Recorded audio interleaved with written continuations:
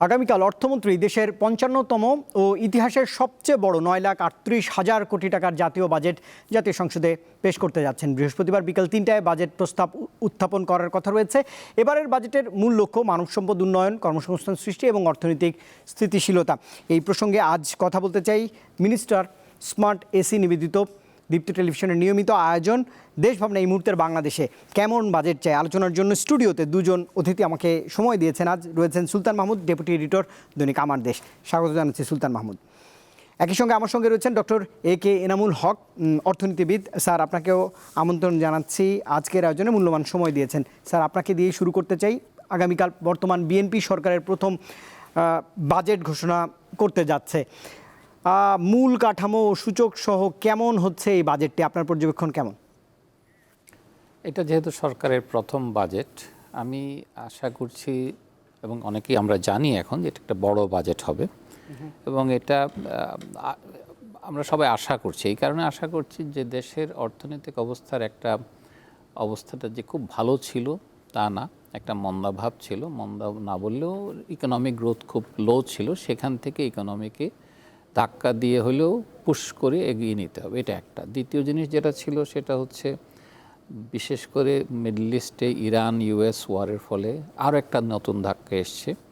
সুতরাং ২-৩ কারণে, তার সাথে আমাদের নানা ধরনের সংকট দেশের মধ্যে ছিল, সেই কারণে ব্যাংকিং সংকট আরেকটা খাত। এই সমস্ত কারণে সবাই বসেছিল যে সরকার একটা বাজেট দেবে, বাজেটে একটা দিক নির্দেশনা দেবে, যেটা দেখে আমার ধারণা যেটা হওয়া উচিত সেটা হচ্ছে দেশে এমপ্লয়মেন্ট বাড়বে, জিডিপি গ্রোথ রেট বাড়বে, ইনভেস্টমেন্ট হবে।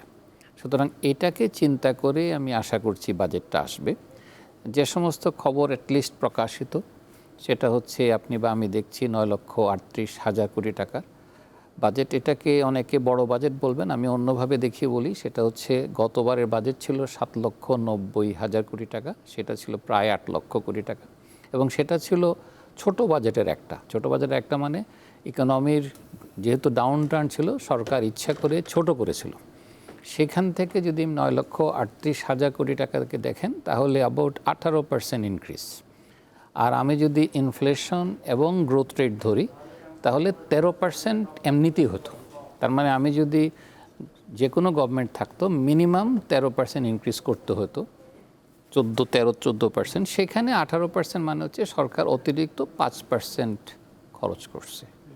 তার মানে হচ্ছে যদি আমি ওভাবে চিন্তা করি সিগনিফিক্যান্ট লার্জ না, 5% অতিরিক্ত খরচ করছে। প্রশ্নটা হবে যে আমি এই খরচ করে ইকোনমিকে পুশ করতে পারি কি পারি না। আমি মনে করি মানুষের কাছে প্রত্যাশার বাজেট হওয়া উচিত এটা, এবং বিভিন্ন গ্রুপ বিভিন্নভাবে দেখছে। তবে আমি আশা করব ইকোনমি যেন গতি পায়। নিশ্চয়ই।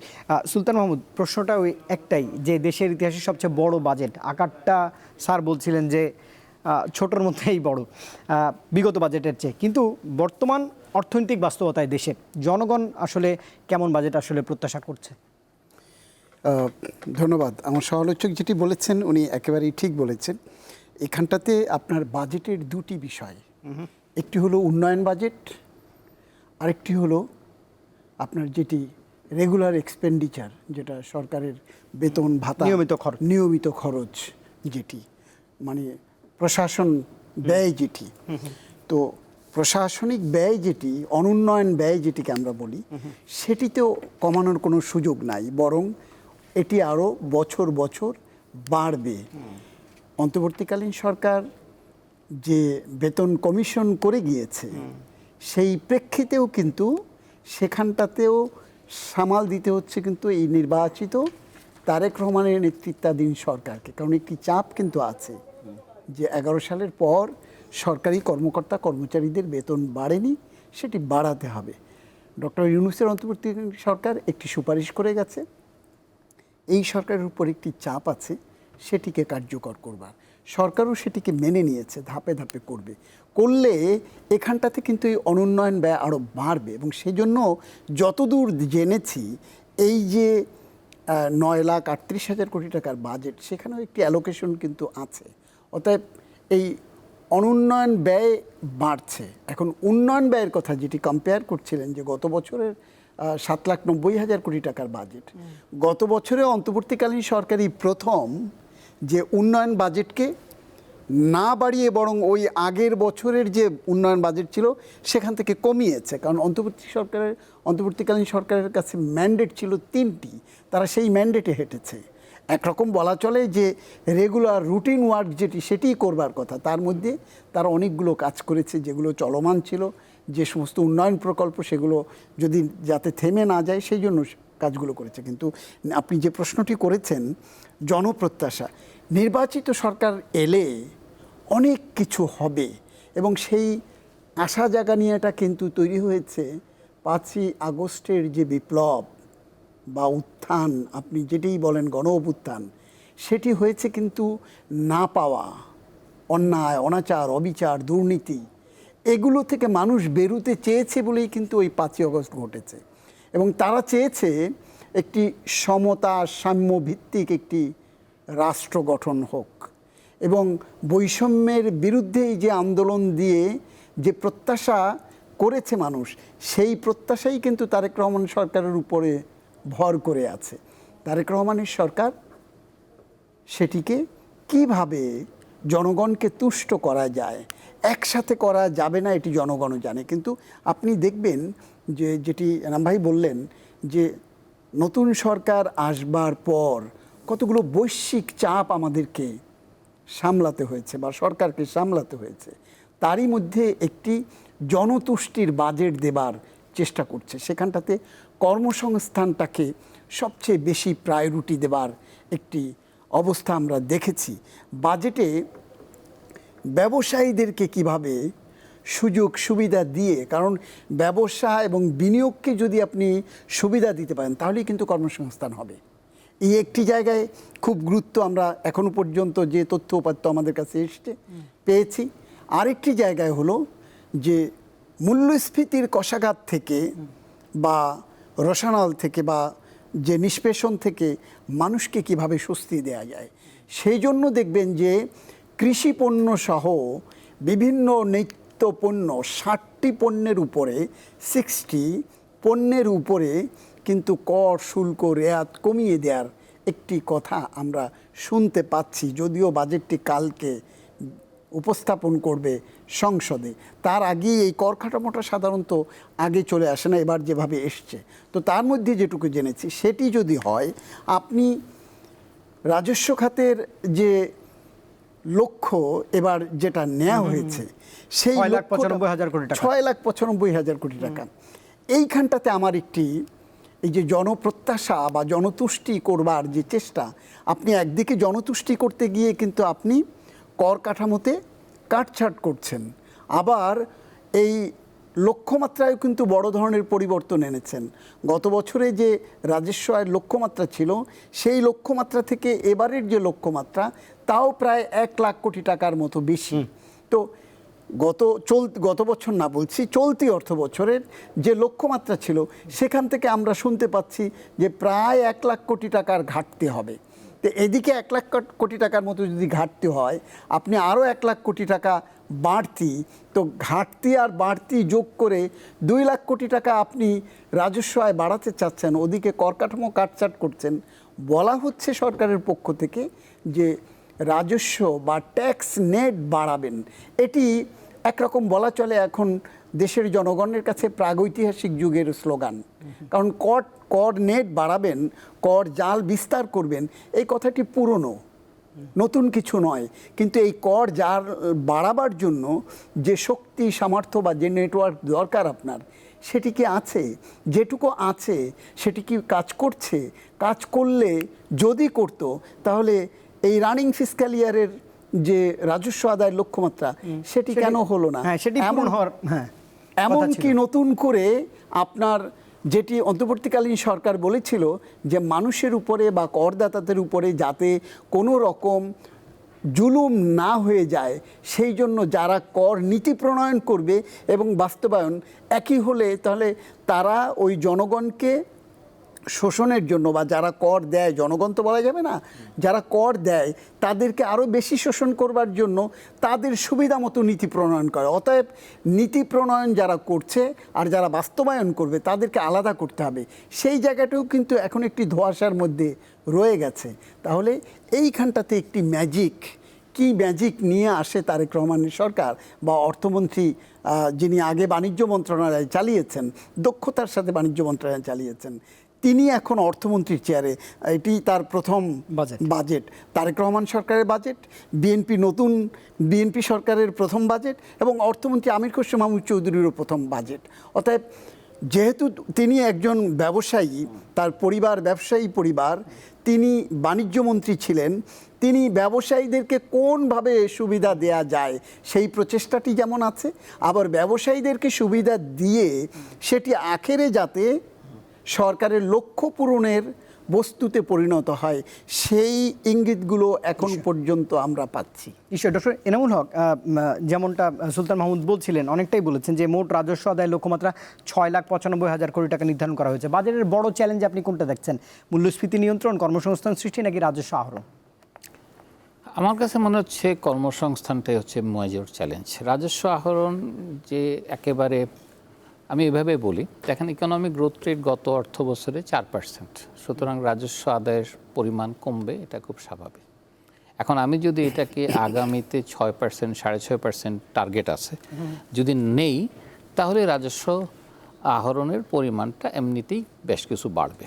সুতরাং মাথায় রাখতে হবে। আর এবং আমরা এই পর্যন্ত কখনোই রাজস্ব আহরণ যেটুক চাচ্ছি সেটা করতে পারি না, কাজে কিছু যে ল্যাপসেস থাকবে এটা আমি ধরে নিচ্ছি। প্রশ্নটা যেটা আমি একটু সুলতান ভাইয়ের সাথে একটা জিনিস একটু অ্যাড করে দিই, সেটা হচ্ছে আমাদের একটা ধারণা আমাদের দেশে, সেটা হচ্ছে একটা উন্নয়ন বাজেট আর একটা অনুন্নয়ন বাজেট। আনসারটা কিন্তু তা না, মানে এটা একটু পরিষ্কার করা উচিত। এই কারণে উন্নয়ন বাজেট মানে হচ্ছে আসলে বলা উচিত ছিল বিনিয়োগ বাজেট, মানে এটা হচ্ছে আমার ইনভেস্টমেন্ট। আর বাকি যে বাজেটটা দেখছেন সেখানে সব খরচ আছে, বেতন যেমন আছে, সেখানে সরকারের অন্যান্য এক্সপেন্ডিচার, শত শত এক্সপেন্ডিচার, ওগুলো উন্নয়ন। আমি যখন কাউকে সাবসিডি দেই, আমি যখন সারে ভর্তুকি দেই, খেয়াল করে দেখেন, আমি যখন ট্রান্সফার পেমেন্ট ভাতা দেই, এগুলো সব ওই বাজেটে। সুতরাং পুরোটাকে যদি আমি সরকারি খরচ বলতে আমি বেতন নিই, তাহলে এটা ভুল ধারণা হবে। আমি মনে করি আমাদের এই ধারণাগুলো একটু পরিষ্কার করা হচ্ছে। আমি হলে বলতাম যে এটা হচ্ছে বিনিয়োগ বাজেট। সরকার পাবলিকলি কি ক্যাপিটাল তৈরি করছে, কোথায় ইনভেস্ট করছে, এটা আমার উন্নয়ন বাজেটে আলাদাভাবে দেখানো হয়। এবং এটার একটা হিস্টোরিক কারণ ছিল, এখনও ততটা সত্য না, কিন্তু উন্নয়ন বলে আমি অন্য বাজেটটাকে ছোট করছি চিন্তার মধ্যে, যে ওই বাজেটে কিন্তু আমার দরিদ্রদের সব ভাতা, যত ধরনের ভাতা দেখছেন সব কিন্তু ওই বাজেটে, সোশ্যাল সেফটি নেটের যা কিছু আছে সব ওই বাজেটে। সুতরাং সেটা একটু মাথায় রাখা উচিত, তা না হলে আমরা অন্যায় করব সরকারের খরচের প্রতি। এটা হচ্ছে এক নম্বর কথা। দুই নম্বর কথা যেটা ইম্পর্টেন্ট, আমি কেন কর্মসংস্থানকে বললাম যে বিনিয়োগ বান্ধব করতে যাব, আমি ইকোনমিতে ইনভেস্টমেন্ট আনবো, আমি মনে করি এখানে যে ভাতা বা যে সহায়তা বিজনেসকে দেব আমি, সেখানে মাথায় রাখতে হবে যে আমি শুধু বিনিয়োগের উপরে দেব। বিনিয়োগের উপরে দিলে হবে কি, আমি একটা চাপ তৈরি করছি যে আপনি সহায়তা পাবেন যদি বিনিয়োগ বাড়াতে পারেন। কিন্তু আমি যদি বলি আপনার ক্যাপিটালের উপরে দেব, আপনার বিজনেসের ভলিউমের উপরে দেবো, তাইলে কাজটা করবে না। এটা হচ্ছে একটা। দুই নম্বর, আমি মনে করি ভাতার আরেকটা দিক আসা উচিত, আমি জানি না আসবে কি না, সেটা হচ্ছে কর্মসংস্থান বাড়াইলে আপনি তাকে টাকা দেন, তাহলে কি হবে, আমরা মেশিনারি কিনে মানুষকে বেকার করব না। তাহলে আমার প্রত্যেক, এবং এটা হচ্ছে কেন, আমাদের দেশে দেখেন জাপানে যে কাজটা করে, একটা বড় ইন্ডাস্ট্রি ছোট ইন্ডাস্ট্রির সাথে কন্ট্রাক্টে যায় যে তুমি আমাকে এটা সাপ্লাই করবা, আমি বাকিটা প্রডিউস করব। তাতে কি হয়, জব ক্রিয়েটেড হয় ইকোনমিতে। আমাদের বড় ইন্ডাস্ট্রিগুলো ছোটদের সাথে কথা বলে না, নিজেরা সব করে। এই যে নিজেরা করে, এতে কর্মসংস্থান কমে রিলেটিভলি, কারণ হচ্ছে সে মেশিনারিজ ইনভেস্ট করে। সো আমি মনে করি কর্মসংস্থান ভিত্তিক এক ধরনের কেবল প্রণোদনা দেওয়া উচিত, যাতে করে কর্মসংস্থান বাড়ে, এবং সেটা আরও পরিষ্কারভাবে বলা উচিত যে গ্র্যাজুয়েট কর্মসংস্থান, মানে বিশ্ববিদ্যালয় থেকে। কারণ রিমেম্বার, এই যে পুরো আন্দোলনটা কোথার থেকে আসছিল, কোটা থেকে আসছিল। কোটাটা কেন আসছিল, মানুষ ভয় পাচ্ছিল যে চাকরি পাচ্ছে না, পাশ করে চাকরি পাচ্ছে না। সুতরাং এই যে ইয়াং ইউনিভার্সিটি গ্র্যাজুয়েট, এখানে 40% উপরে লোক চাকরি খোঁজে, এরকম একটা জায়গায় কর্মসংস্থান তৈরি করলেই আমি প্রণোদনা দেব, এই ধরনের ব্যবস্থা আমি আশা করি। আমি জানি না হবে কি না, বাট আমি মনে করি এটা চিন্তা করা উচিত। একটা ভালো দিক আছে এদের স্বার্থে, সেটা হচ্ছে দেখেন ফ্রিল্যান্সিংয়ের উপর এবার ইনকাম ট্যাক্সটা 0 করছে। এটা কিন্তু এদের জন্য, কাদের জন্য? যারা ইয়াং, যারা আসলে কর্মক্ষেত্রে নিজেরা ফ্রিল্যান্সিং করে কাজ করতে পারে। এবং আমি মনে করি এরা অনেকটা রেমিটেন্স আর্নারের মতো। আমার মিডল ইস্টে যারা চাকরি করে তারা সেখান থেকে আমার দেশে রেমিটেন্স পাঠায়, আর এরা দেশে বসে বিদেশ থেকে রেমিটেন্স আনে। এরা দুটো লাভ করে। বলে কীরকম? যে এরা দেশে থেকে দেশে খরচ করে, এবং দেশে খরচ করে কিন্তু সে ইকোনমিকে কন্ট্রিবিউট করে, আর ওরা সারপ্লাসটা পাঠায়। সুতরাং আমি, এবং যদি চিন্তা করেন আগামী দিনে পৃথিবীতে this is a major source, এবং এই রেমিটেন্স সোর্সকে পৃথিবী এখন নজরে নিয়ে আসছে। আমি গত কয়েকদিন আগে এক জায়গায় বলছিলাম যে জাপান যে কখনো ওই রেমিটেন্স আর্নারদেরকে সুযোগ দেবে নোমাড ভিসার নামে, এটা কেউ চিন্তা করেনি। কিন্তু জাপান এখন বলছে যে তুমি আমার দেশে এসে বসে অনলাইনে কাজ করো, তোমাকে আমি ভিসা দিয়ে দিচ্ছি এই দেশে আর থাকার জন্য। আপনি একই কাজ পাচ্ছেন ব্যাংকক, থাইল্যান্ড একই কাজ করছে। বাহামা আরও 1 ডিগ্রি উপরে চলে গেছে, বলছে আমেরিকান ওয়ার্কারদেরকে তার দেশে নিয়ে আসার জন্য বলছে ফ্রিল্যান্সে কাজ করলে বাহামায় চলে আসো, তুমি এখানে বসে 0 ইনকাম ট্যাক্সে কাজ করো। সুতরাং এটা একটা ভালো স্ট্র্যাটেজি। এটার সাথে যেটা ইম্পর্টেন্ট সেটা হচ্ছে, আমি মনে করি সেটা হচ্ছে আমার ইন্টারনেট যদি স্পিড না থাকে, আমাদের যে স্পিড আছে এই স্পিডে অনলাইনে কাজ করা সম্ভব না। অনলাইনে 2টা কাজ আছে, একটা হচ্ছে অনলাইনে যারা অনলাইনে কাজ করে, আরেকটা যারা অফলাইনে অনলাইনে কাজ করে। আমাদের যে স্পিড, এই স্পিডে সম্ভব না। সুতরাং আমি মনে করি এগুলো চিন্তা করা উচিত। আমি যদি এরকম একটা ইন্ডাস্ট্রিকে আনতে চাই আমাদের দেশে, বিশেষ করে যারা সফটওয়্যার ভিত্তিক, তাহলে আমাকে অনলাইনের স্পিডটা বাড়াতে হবে, এবং এটা বাড়ানোটা একটা ইম্পর্টেন্ট কাজ। আমরা ওই চ্যাট করার জন্য আর ফেসবুক দেখার জন্য যে স্পিড দিচ্ছি, এই স্পিড দিয়ে অনলাইন কাজ চলে না। সুতরাং আমি মনে করি সেদিকে একটু চিন্তা করা উচিত। আমি দেখছি কিছু কিছু চিন্তা আছে গভর্নমেন্টের, আমি জানি না বাজেটে কি আসবে, বাট এগুলো চিন্তা করে কর্মসংস্থান বাড়ানো কিন্তু এক ধরনের, আমি বলি এটা সায়েন্স না, এটা এক ধরনের আর্ট। কারণ আমি বিনিয়োগকারীকে বলছি তুমি এখানে বিনিয়োগ করো, আমি তোমাকে এক ধরনের নিশ্চয়তা দিচ্ছি, থাকো। এবং এই জন্য আমি আরেকটা কাজ মনে করি সরকার হয়তো বা করবে, সেটাও আমি জানি না। সেটা হচ্ছে এরকম যে যদি আপনি এখানে কাজটা করেন, আমি আপনাকে একটা লং টার্ম দিক নির্দেশনা দেব। এই মুহূর্তে লং টার্ম দিক নির্দেশনা আমি যা শুনেছি সেটা হচ্ছে ইনকাম ট্যাক্সে, কিন্তু আমি ইনভেস্টমেন্টের ক্ষেত্রেও লং টার্ম প্রণোদনা মানে কি হচ্ছে, যে আমি পয়সা দিচ্ছি না, আমি বলছি যে তুমি যে রুলে এখানে জয়েন করলা, আমার দেশে ইনভেস্ট করলা, আগামী 10 বছর এই রুল বদলাবে না। দ্যাট মিনস তুমি আসলে এই রুলটাকে ধরে নাও। না হলে যেটা হয়, আমি ইনভেস্ট করলাম কিন্তু গভর্নমেন্ট হঠাৎ করে রুলটা বদলাই ফেললো, তখন নীতির এক ধরনের স্থায়িত্ব আনা উচিত। তো আমি মনে করি এগুলো চিন্তা করে আমি আশা করব, বিশেষ করে সরকারের প্রথম বাজেট, কারণ সরকারের যে কোনো সরকারের প্রথম দ্বিতীয় বাজেট যদি গণতান্ত্রিক কান্ট্রি হয়, খুব ভালো বাজেট হয় নিশ্চয়ই। কারণ এখানে সুবিধা হলো, এখানে গভর্নমেন্ট চাপ দেয় না, সুবিধাও তার অনেক কমিটমেন্ট এখানে ফুলফিল করতে চায়। পরবর্তী বছরগুলো কিন্তু ডিফিকাল্ট হয় বলে, কেন বলে ইলেকশন আসছে। সুতরাং আমি মনে করি এটা ভালো বাজেট হওয়ার কথা, বাট এটা ডিপেন্ড করবে কত আগামীকাল আমরা বুঝতে পারবো। সুলতান মাহমুদ, আপনার কাছে আসতে চাই। জনগণের এন্ড থেকে 2টো প্রশ্নকে একটি প্রশ্ন বানাচ্ছি আমি। আপনি একটু বলবেন আমাকে যে জনগণ যখন দ্রব্যমূল্যের চাপে অনেকটাই নিষ্পেষিত, তখন রাজস্ব বাড়ানোর নামে নতুন করে কর আরোপ কতটা ন্যায়সঙ্গত, এক, আর নিত্য প্রয়োজনীয় পণ্যের দাম কমাতে বাজেটে কর বা শুল্ক নীতিতে কোনো সংস্কারের প্রয়োজন দেখেন কিনা? ধন্যবাদ। প্রথম কথা হচ্ছে যে সরকারের যে রাজস্ব আদায়ের লক্ষ্যমাত্রা, সেই লক্ষ্যমাত্রা কোত্থেকে আসবে? 3টি উপায় আসে লক্ষ্যমাত্রা। রাজস্ব বাজেট 3টি, একটি হলো ইনকাম ট্যাক্স, একটি হলো কাস্টমস ডিউটি, আর একটি হলো VAT, যেটিকে আমরা মূল্য সংযোজন কর বলে থাকি। এই 3টি জায়গা থেকে এখন এই জনগণের উপরে এই 3টির মধ্যে 2টির প্রভাব প্রত্যক্ষ এবং পরোক্ষভাবে পড়ে থাকে। একটি হলো কাস্টমস ডিউটি, আরেকটি হলো VAT। এই কাস্টমস ডিউটি যখন যে পণ্য, আপনি নিশ্চয়ই জানবেন যে আমাদের দেশের কমোডিটি মার্কেট বা নিত্য পণ্যের যে মার্কেট, সেটির অধিকাংশ পণ্য আমাদেরকে আমদানি করে চাহিদা মেটাতে লাগে। কৃষি নির্দিষ্ট কিছু কৃষি পণ্য বাদে অন্যান্য অধিকাংশ পণ্য আমাদেরকে আমদানি করতে হয়। এখন এই আমদানি পর্যায়ে যদি শুল্ক বেশি থাকে, তার প্রভাবটি গিয়ে একেবারে প্রান্তিক জনগোষ্ঠী, তার উপরে উচ্চবিত্ত থেকে নিম্নবিত্ত সবার উপরে যে কারণে দেখবেন যে 12.75% যখন 5ই আগস্ট দেখা গেল, 5ই আগস্ট পরবর্তীতে যে তখন মূল্যসূচক ছিল 12.75%, সেটিকে কিভাবে কমাবে, তখন কিন্তু মানুষের ভিতরে আন্দোলন একটি, আমরা বলতাম যে ঢাকা হচ্ছে সিটি অফ আন্দোলন। সেই জায়গা থেকে সরকার মানুষকে স্বস্তি দেবার জন্য কখন কোন দিক থেকে আন্দোলন হয়, তো দেখলো দ্রব্যমূল্যকে যদি স্বাভাবিক করা যায়, নিয়ন্ত্রণে আনা যায়, তাহলে মানুষ অনেকটা শান্ত হবে। তো সরকার কি করলো, অন্তর্বর্তীকালীন সরকার এসে ইম্পোর্ট ওরিয়েন্টেড যত পণ্য ছিল সব জায়গা থেকে ম্যাক্সিমাম যেগুলো ভোগ্যপণ্য, খুব মোটা দাগে যেগুলো, আপনি চাল বলেন, আলু বলেন, পেঁয়াজ বলেন, ডিম বলেন, ভোজ্য তেল বলেন, চিনি বলেন, এগুলোর উপর থেকে ট্যাক্স উইথড্র করা শুরু করলো। কোনো জায়গায় 0 করলো, আর কোনো জায়গায় নামমাত্র 5%, 2.5% এরকম করে রাখলো। তো তাতে কি হলো, যখন ডিউটিটা কমে গেল, তখন সরাসরি মার্কেটের একটি প্রভাব পড়লো, এবং তার প্রেক্ষিতে অন্তর্বর্তীকালীন সরকারের সময় মূল্যস্ফীতি কিন্তু 8.25 নেমে এসেছিল।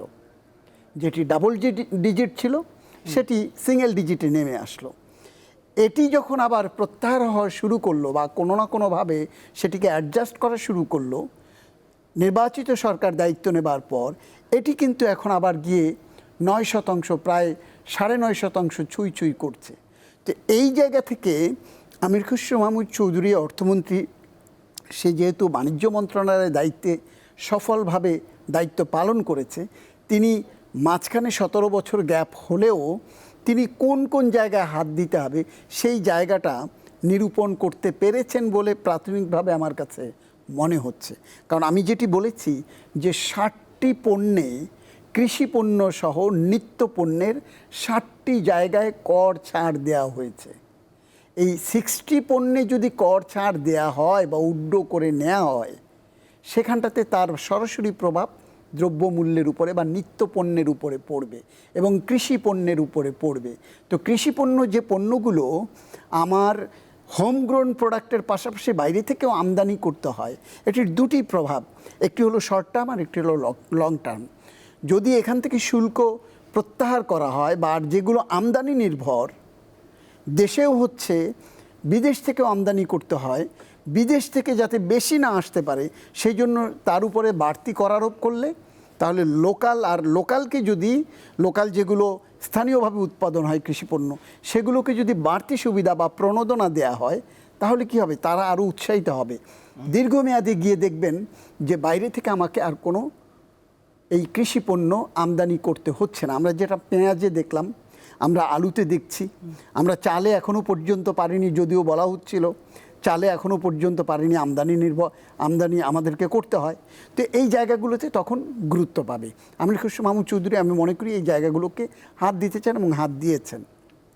আরেকটি জায়গা হলো যে সমস্ত পণ্য আপনার আনতেই হবে, ইম্পোর্ট করতেই হবে, যেমন জ্বালানি, এই ভোজ্য তেল আপনি বলেন, এটি ইম্পোর্ট চটজলদি 10% to 15% আমার সরিষার তেল দিয়ে এখানকার চাহিদা, রাইস ব্রান অয়েল বলেন, অন্য যাই বলেন, মেটে।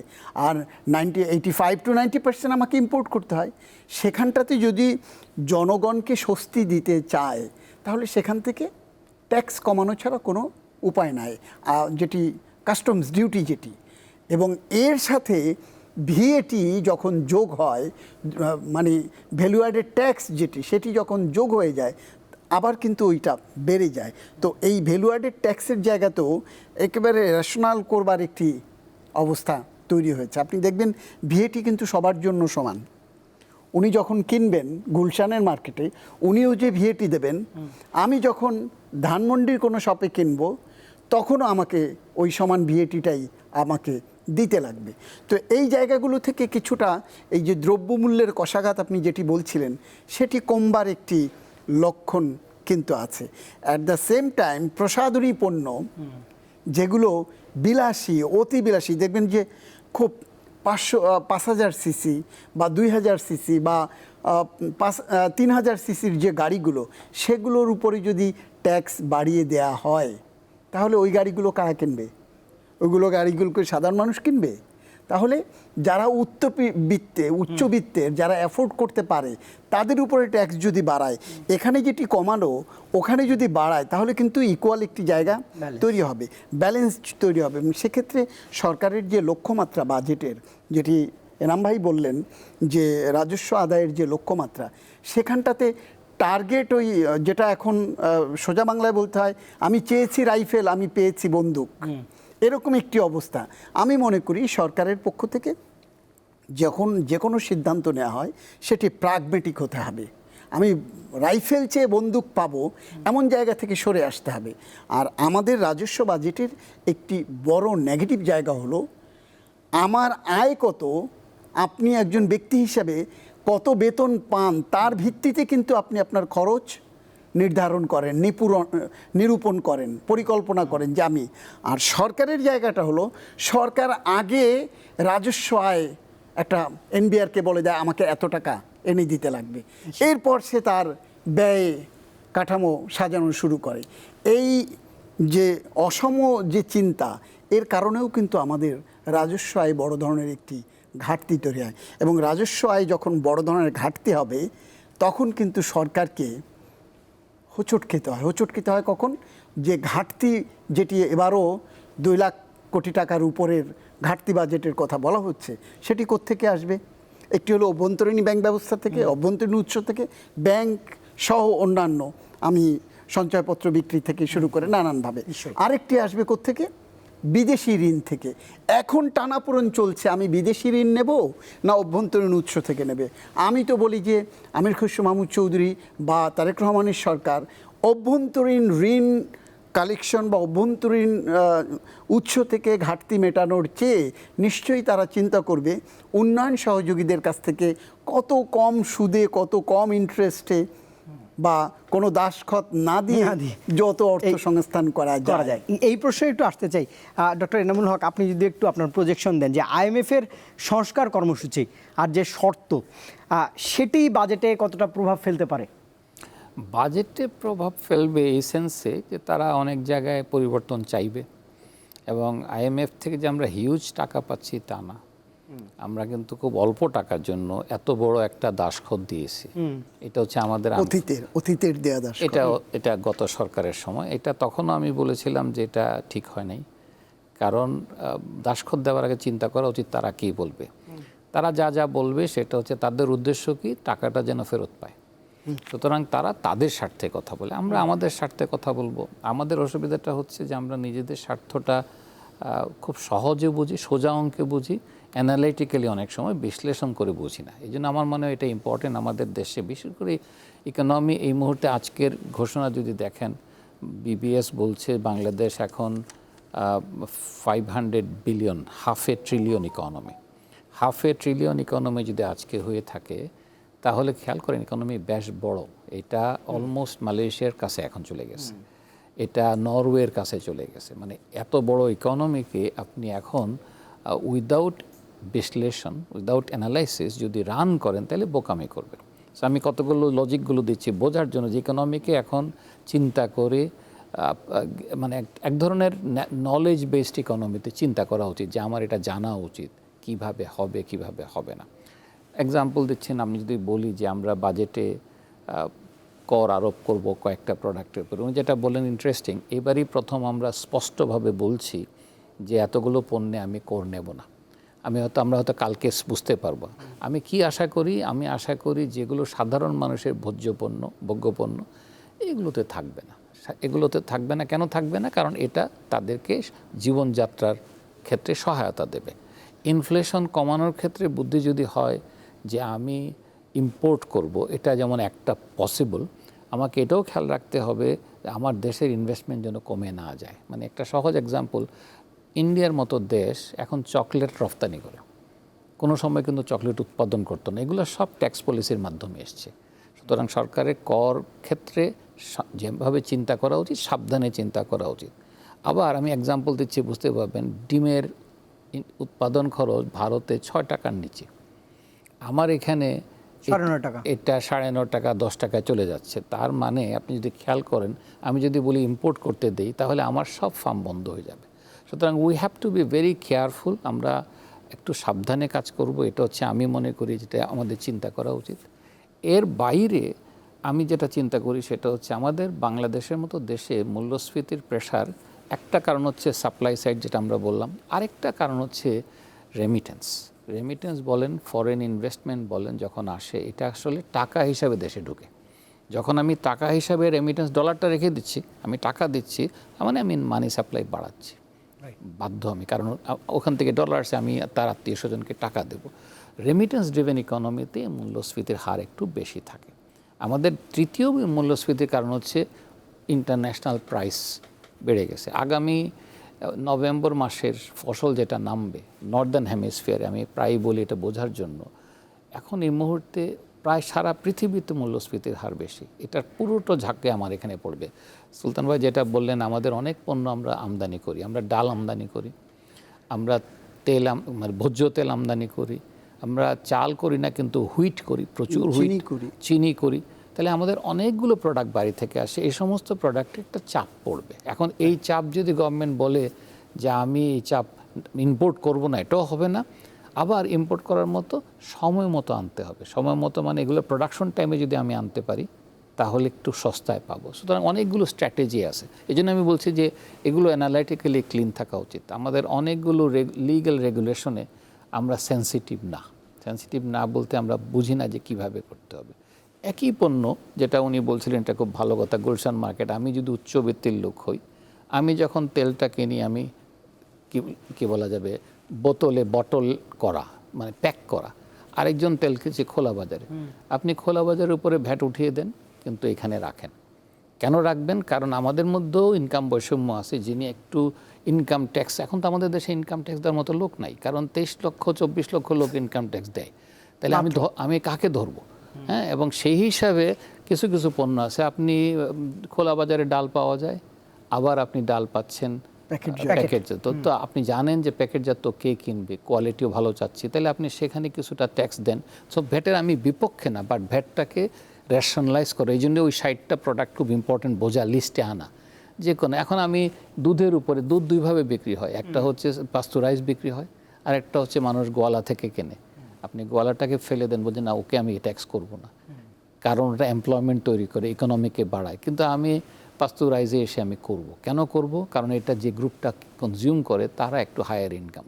সো আমি মনে করি এই ধরনের চিন্তা দিয়ে যদি বাজেটটা আসে, এবং আমার মনে হচ্ছে সেরকম একটা দিক নির্দেশনা আমরা দেখতে পাচ্ছি, উদ্দেশ্য হবে যে হ্যাঁ, আমি যদি এটা করি, আমি আইসক্রিম খেয়াল করে দেখেন, বহুদিন পর্যন্ত বাংলাদেশে আইসক্রিম বাড়ছে না, কিন্তু আমাদের আইসক্রিম কনজাম্পশন বাড়তেছে, কিন্তু দেশে উৎপাদিত আইসক্রিম বাড়ছে না। তার মানে আমার ডিজাইন করা উচিত, পলিসি ডিজাইন করা উচিত, যাতে একই কোম্পানি দেশে বিনিয়োগ করবে, বলবে যে আমি বাংলাদেশে গিয়ে আইসক্রিমটা বানাই। সো অনেকগুলো স্ট্র্যাটেজি, এগুলো ইন্ডাস্ট্রিয়ালাইজেশন স্ট্র্যাটেজি। ওইভাবে চিন্তা করো যে আমি এখানে ভ্যাট দেবো, এখানে দেবো না, এখানে ট্যাক্স দেবো, কাস্টম ডিউটি দেবো, এখানে দেবো না। কাস্টম ডিউটির ক্ষেত্রে একটা অসুবিধা হচ্ছে আজকালকার দিনে, বিশেষ করে WTO রেজিমে, যে অনেক জায়গায় ট্যাক্স WTO আপত্তি করে যে তুমি এটা বাড়াতে পারবে না। সুতরাং সেই ক্ষেত্রে চিন্তা করা উচিত। আবার খেয়াল করেন, গতকালকার নিউজ যেটা ছিল, সেটা ছিল যে US আমাদের উপরে নতুন কর বসিয়েছে। বিশেষ করে কারণটা কি বলছে দেখেন ভালো করে, কারণটা বলছে যে আমাদের এখানে ফোর্সড লেবার ব্যবহৃত, জোরপূর্বক ফোর্সড লেবার ব্যবহৃত হয়। উদ্দেশ্য কিন্তু তারা কিন্তু অন্যভাবে, আর আপনি ইউরোপে যান, তারা বলবে আমি ট্যাক্স দিলাম, প্রোটেকশন দিচ্ছি তোমার এগেনস্টে, কেন বলে তুমি আমার পরিবেশ নষ্ট করছো। আমরা এই স্মার্ট ট্যাক্সেশনে যাচ্ছি না। স্মার্ট ট্যাক্সেশন কিন্তু তারা সারা পৃথিবী নিয়ে নিয়েছে, যার জন্য ইউরোপে প্রতি কাউ বা গরুতে $2 যখন সাবসিডি দেয়, তারা বলে না, এটা তো আমি সাবসিডি দিচ্ছি না, আমি ওর পরিবেশকে রক্ষা করছি। সো আমাদের এই কনসেপচুয়াল ক্ল্যারিটিগুলো আস্তে আস্তে আনা উচিত। এবং আমি শিওর যে বর্তমান অর্থমন্ত্রীর সুবিধা হচ্ছে উনি নিজে ব্যবসায়ী, কাজে অনেকগুলো জিনিস উনি দেখে এসছেন, এগুলো চিন্তা করে আনা উচিত। এবং এখানে ওনার ওই কথাটার সাথে আমি একমত, সেটা হচ্ছে যে আমাদের ট্যাক্স পলিসিতে NBR কী করে, NBR কালেক্ট করে ট্যাক্স, তার কিন্তু এইটুকুই দায়িত্ব। ট্যাক্স কিভাবে হবে, ট্যাক্সের মাধ্যমে ইকোনমি বদলাবে কিনা। আমি আরেকটা কথা বলি, সেটা বোঝা উচিত যে ট্যাক্সটা এসছে কেন, দুটা কারণে আসছে। একটা ট্যাক্স আসছে, ব্রিটিশরা তৈরি করছে ট্যাক্স, তাদের উদ্দেশ্য হলো শোষণ করার জন্য। আমরা তো বাংলাদেশে নতুন ট্যাক্স এখন শোষণ করার জন্য ট্যাক্স দিই না, আমরা ট্যাক্স দিই ইকোনমিকে মুভ করার জন্য, ইকোনমিতে কর্মসংস্থান তৈরি করার জন্য। মানুষ ভালো থাকবে, কিন্তু অ্যাট দ্য সেম টাইম সরকারকে ট্যাক্স দেবে। ট্যাক্স না পেলে সরকার দেউলিয়া হয়ে যাবে, অতএব ট্যাক্স তাকে আদায় করতে হবে। কিন্তু ট্যাক্স আদায় করতে গিয়ে মানুষ যেন বুঝতে পারে দুটা জিনিস, একটা হচ্ছে চাপটা যেন এক ধরনের সহনশীল হয়, আরেকটা ইম্পর্টেন্ট হচ্ছে আমি যেন সরকারকে ভরসা করতে পারি। আমি জানি যে আমি ট্যাক্স দেই কারণ সরকার আমাকে স্বাস্থ্য সুযোগটা দেবে, সরকার আমাকে শিক্ষার সুযোগ দেবে, সরকার আমাকে চিকিৎসার ব্যবস্থা করবে। এই যে সরকারের কাছে আমি কিছু পাই, শহরে আমি নিরাপদভাবে চলতে পারবো, এগুলো সব সরকারের। তার মানে আমি ট্যাক্স কি শুধু একদিকে বলবো না যে ট্যাক্স মানে হচ্ছে সরকার আয় করবে, সরকার তো তার ব্যবস্থা আমাকে দেয়। এই যে যেগুলো দিচ্ছে সেখানেও একটা কোয়ালিটির পরিবর্তন আমি এই সরকারের কাছে আশা করি। নিশ্চয়ই এটা হয়তো বাজেটে আসবে না, কিন্তু এটা কমিট করা উচিত। জি, সুলতান মাহমুদ, শেষ দিকে আছি। প্রতি বছরই অনেক প্রতিশ্রুতি থাকে বাজেটে, কিন্তু বাস্তবায়ন নিয়ে প্রশ্ন ওঠে প্রায়শই। বাজেট বাস্তবায়নে জবাবদিহিতা নিশ্চিত করা কতটা জরুরি বলে আপনি মনে করেন? দেখেন, বাজেট বাস্তবায়নের আমাদের যেটি এনাম ভাই বলেছেন তার সাথে আমি একইভাবে বলতে চাই যে আমাদের বাজেট বাস্তবায়ন, রাজস্ব আহরণ থেকে শুরু করে বাজেট বাস্তবায়ন, যেটি আমরা একটু আগে উনি বলছিলেন যে দুটি এক্সপেন্ডিচার সরকারের যে কর্মকাণ্ড আছে, আপনার সোশ্যাল সেফটি নেট বলেন, বিভিন্ন ভর্তুকি বলেন, সেই জায়গাগুলো থেকে শুরু করে উন্নয়ন বাজেটের প্রত্যেকটি জায়গায় আপনাকে আমাদের সুশাসন যদি নিশ্চিত করতে না পারেন, সেটি আমলাতান্ত্রিক যে জটিলতার কথা বলা হয় সেখানটাতে পরিবর্তন করে হোক, মানসিকতা রাতারাতি বদলাবে না, এটি সময়ের ব্যাপার। একটা প্রবাদ আছে যে কি কয়লা ধুইলে ময়লা যায় না। তো এই অভ্যাস বদলানো, যে অপসংস্কৃতির ভিতরে আমরা ঢুকে গেছি যুগে যুগে, সেখান থেকে বেরোতে হলেও সময় লাগবে। কিন্তু এরই মধ্যে আপনাকে চেষ্টা করতে লাগবে বাজেট বাস্তবায়নের ক্ষেত্রে যে বাধাগুলো, আপনি কালকে খেয়াল করবেন যে একনেকের কালকে একটি মিটিং ছিল, প্রধানমন্ত্রী সভাপতিত্বে একনেকের বৈঠক হয়, সেখানটাতে যতগুলো প্রকল্প গেছে সেখানটাতে এই যে অহেতুক সময় বাড়িয়ে উষ্মা প্রকাশ করেছেন প্রধানমন্ত্রী, সময় বাড়িয়ে যে তার বাজেটের আকার বাড়ানো, এটিতে উষ্মা শুধু নয়, উনি ক্ষোভও প্রকাশ করেছেন। এবং কোনো একটি প্রকল্পে 12 বার বাড়ানোর পর সেটিকে উনি আর আমলে নেননি বা সেটি রিজেক্ট করেছে। তার মানে যেই ত্রুটিগুলো হচ্ছে সেগুলো আইডেন্টিফাই করা হচ্ছে, আইডেন্টিফাই করে এখন প্রথম কথা হচ্ছে যে সুশাসন নিশ্চিত করা শুধু মুখে বললে তো হবে না, এটিকে বাস্তবে কাজে দিতে লাগবে। এবং সেজন্য ত্রুটিটা কোথায়, কারা এর নেপথ্যে, সেটি আইডেন্টিফাই করা যেমন লাগবে, সেটির আবার short term, mid term, long term, এই তিনটি পর্যায়ে ধাপে এগোতে লাগবে, রাতারাতি পরিবর্তন করা যাবে না। আরেকটি হলো উন্নয়ন বাজেটের ক্ষেত্রে বা স্বাস্থ্য বাজেটের ক্ষেত্রে, আমি গতকালকেই শুনছিলাম স্বাস্থ্য বিষয়ক একটি বৈঠক হয়েছে, সেখানটাতে স্বাস্থ্য খাতকে আমরা বেশি প্রায়োরিটি দেই, শিক্ষা খাতকে প্রায়োরিটি দেই, কারণ শিক্ষা স্বাস্থ্য একবারে মৌলিক অধিকারের যে জায়গাগুলো। তো এই শিক্ষা এবং স্বাস্থ্যে যে বরাদ্দটা দেয়া হয়, সেই এই যে অ্যালোকেশন, এবারের প্রস্তাবিত বাজেটেও যে পরিমাণ অ্যালোকেশনের কথা বলা আছে বা কারেন্ট ফিসক্যাল ইয়ারে যেটা বলা আছে, সেটি মাস শেষে গিয়ে বছরের শেষ প্রান্তে এসে দেখা যায় অব্যয়িত থেকে যায় এবং সেই টাকাগুলো ফেরত যায়। তার কারণটা কি? তার কারণ হলো আমার বাজেট বাস্তবায়ন সক্ষমতা নাই। এই সক্ষমতাটাকে বাড়াতে লাগবে এবং দেখবেন যে এই যে বরাদ্দ যে খাতে যেটা থাকে, শেষ পর্যন্ত শেষ মাসে এসে অ্যাব্রো থ্যাব্রো কেনাকাটা করে কোনো রকম দায় সারা করছে, একটা প্রতিযোগিতা তৈরি হয় end of the year, fiscal ইয়ারের, যে এটিকে তাড়াতাড়ি আর না হলে তো ফেরত দিতে হবে, অর্থাৎ যেন তেন করে সেটিকে কেনা, সেই জায়েজ করতে যে দুর্নীতিও হয়, দুর্নীতি সেখানটাতে হয়।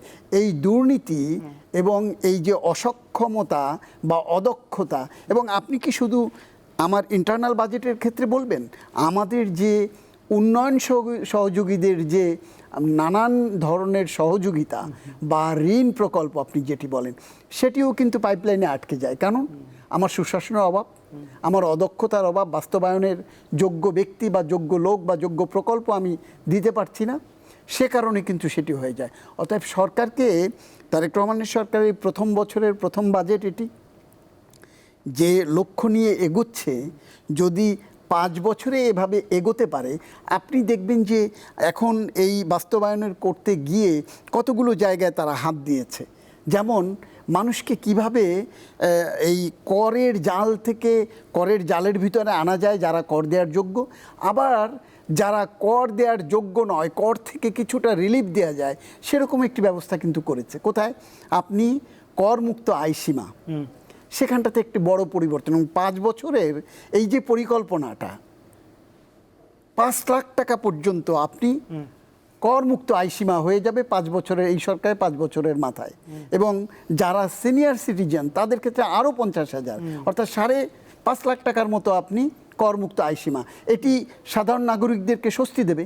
কিন্তু ওই যে বাজেট বরাদ্দ আপনার যে খাতে যেটি আছে সেই সক্ষমতা প্রকল্প নির্ধারণ, আপনি দেখবেন আগের সরকারের সময়, আমরা কর্ণফুলী টানেলের কথা বলি, কিসের উপরে ভিত্তি করে কোন কারণে সেই কর্ণফুলী টানেলটি করা হলো, আদৌ প্রয়োজনীয়তাটা কতটুকু ছিল, এবং সেটি করে সেখান থেকে রিটার্ন কি পাচ্ছি, এই জায়গাগুলো যদি আমরা অ্যাড্রেস করতে পারে, আমরা বলতে সরকার যদি অ্যাড্রেস করতে পারে বা সরকারি দল যদি অ্যাড্রেস করতে পারে, এবং যে দুর্নীতি, অন্যায়, অনাচার, অপশাসন অতীতে হয়েছে সেইগুলোকে আইডেন্টিফাই করে ভবিষ্যতে যদি না করা বন্ধ করা যায়, একসাথে তো পারবে না, আস্তে আস্তে ধাপে ধাপে, তাহলে কিন্তু আপনার এই বাজেট বাস্তবায়নের সক্ষমতা, যেমন লক্ষ্য যদি থাকে, ওই যে বলে লক্ষ্য যদি থাকে অটুট, তাহলে বিজয় আসবে।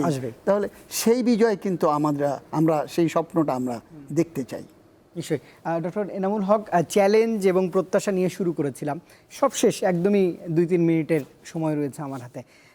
বাজেটটা আসবে, চমক দেখছেন কিনা, বা আপনি কি প্রজেকশন করছেন একদম মোটা দাগে শেষ মুহূর্তে এসে? মানে এখন তো যেটা শুরুতে সুলতান ভাই বলছিলেন যে আমরা অনেক জিনিস জেনে ফেলেছি, সত্য না মিথ্যা কালকে টের পাবো। এখন আমরা বলছি, সবাই বলছে যে ট্যাক্স রেটটা 5 বছরের জন্য, এটা সত্য না মিথ্যা আমরা জানি না। অন্যান্যবার কী হতো, আমরা চমকের অপেক্ষায় থাকতাম। আমরা জানতাম যে অর্থমন্ত্রী ব্রিফকেস নিয়ে ঢুকবেন এবং একটা নতুন জিনিস দেবেন। এবার যেটা হচ্ছে একটু ভিন্ন রকম, অনেক জিনিস বেরিয়ে আসছে, অনেক জিনিস অনেকে জানি, যদি সত্য হয়ে থাকে, আমি এখনও এভাবে বলবো। তবে যদি আমি মনে করি যে কর্মসংস্থান বৃদ্ধির জন্য সরকারের এটা বাড়া উচিত, চিন্তা করাটা উচিত, এবং এটা একটা চমক থাকা উচিত, কারণ কখনো কর্মসংস্থানকে লক্ষ্য করে আমরা প্রণোদনা দেইনি। সো এটা অফিসিয়ালি এখন জানি মনে হচ্ছে, কিন্তু এটাও একটা চমক। দ্বিতীয় জিনিস যেটা ফ্রিল্যান্স বললাম, ফ্রিল্যান্সগুলোকে একরকমের রেমিটেন্স আর্নার চিন্তা করে আমি বিদেশে মানুষকে যেভাবে রিমেম্বার দ্য ডিফারেন্স, যারা মিডল ইস্টে যে চাকরি করে তারা হচ্ছে অদক্ষ শ্রমিকের অংশ, আর ফ্রিল্যান্স যারা করে তারা দক্ষ শ্রমিক, ওই দেশে যাচ্ছে না, এদেশে বসে ইনকামটা করছে, এরা 10 জন শ্রমিকের মতো ইনকাম করে। দক্ষ জনশক্তি, অতএব দক্ষ জনশক্তি দেশে থাকলে ইকোনমি, এটাও একটা ভালো চমক এবং আসা উচিত। আমার কাছে মনে হচ্ছে ইনকাম ট্যাক্সের রোড ম্যাপ দেওয়া, এটাও একটা চমক। মানে এটা কখনো বাংলাদেশে, আমি বহুদিন যাবৎ বলে আসছি, আমরা এটা কখনো পাই নাই।